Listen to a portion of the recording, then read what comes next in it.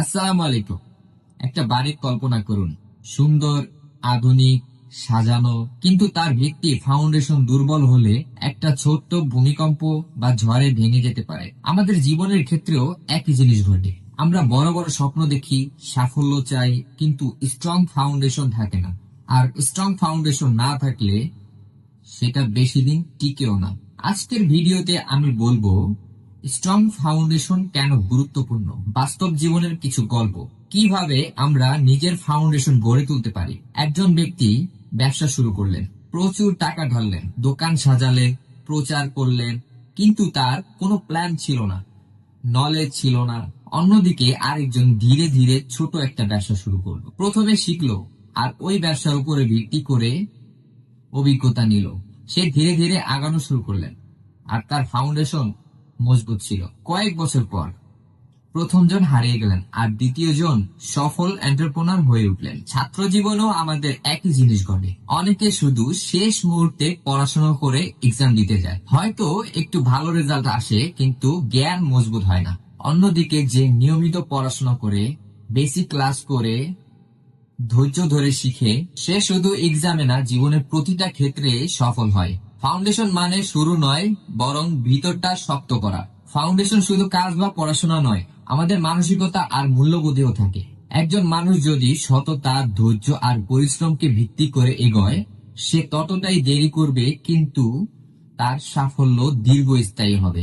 যেমন আমরা দেখি অনেক বড় ব্যক্তিদের জীবনের গল্প। তারা প্রথমে অনেক কঠোর পরিশ্রম করেছে, তাদের ফাউন্ডেশন এত মজবুত ছিল যে একবার সফল হওয়ার পর তারা সারা জীবন সেই সাফল্য ধরে রাখতে পেরেছে। স্ট্রং ফাউন্ডেশন গড়ে তুলতে হলে আমাদের চারটা জিনিস জানা দরকার। নাম্বার 1, ডিসিপ্লিন, ছোট ছোট অভ্যাস সঠিকভাবে পালন করা। নাম্বার 2, নলেজ, নতুন কিছু শেখা, আর সেই শেখার উপরে ভিত্তি করে নিজের স্কিল বাড়ানো।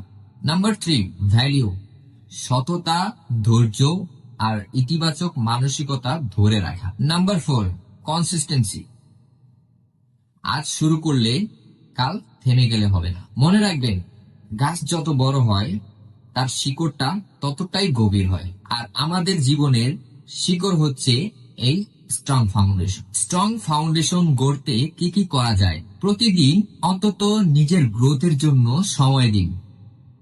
যেমন ধরুন পড়াশোনা, বই পড়া আর কোনো কিছু শেখা। ছোট অভ্যাস গড়ে তুলুন, যেমন সকালে ঘুম থেকে ওঠা। আগামীকালকে আপনি কি করবেন সেটা আগে থেকে প্ল্যান লেখা।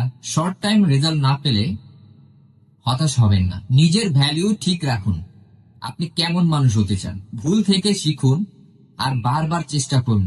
এটাই স্ট্রং ফাউন্ডেশনকে শক্ত করে। মনে রাখবেন, success comes flow, but if style long, if the foundation is strong.